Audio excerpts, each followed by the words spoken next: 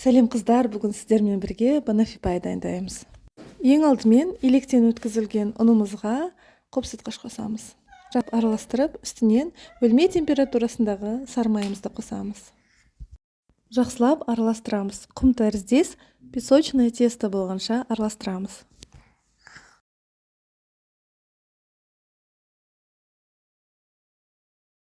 Енді жұмыртқаға қантымызды салып араластырамыз.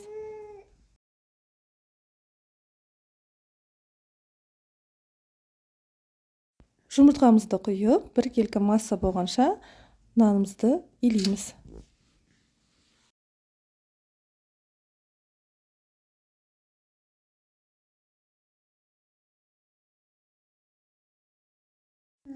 Бізде осындай жұмсақ қамыр шығуы қажет.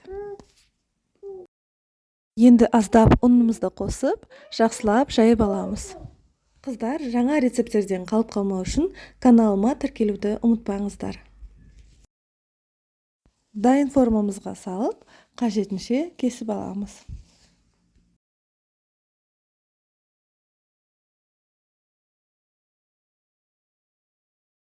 Шаңышқымен осылай тесіп алсаңыздар болады, сонда біздің қамырымыз көтеріліп кетпейді. Қызып тұрған пеште 15 минут шамасында пісіреміз.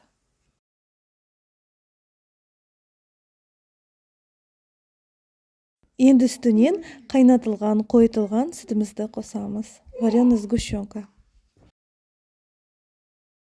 Жақсылап жайып жағамыз. Бір келкі болғанша.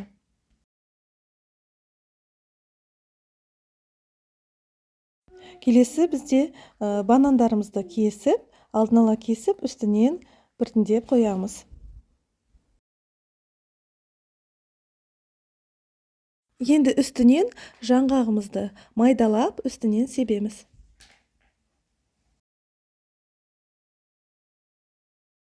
Енді келесі кремін дайындайтын боламыз. 33% сливкимізге қантымызды қосып, устойчивая масса болғанша жақсылап араластырамыз.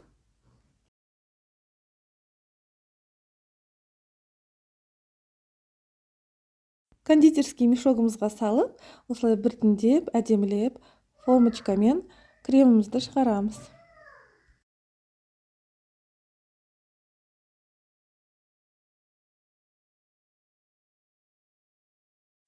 Мінекей біздің банафипай пирогымыз дайын болды. Сіздерге рецепт ұнады деген сенімдемін. Каналыма тіркелуді ұмытпаңыздар, әлі де көп рецепттермен бөлісемін. Сіздермен болған Гаухар.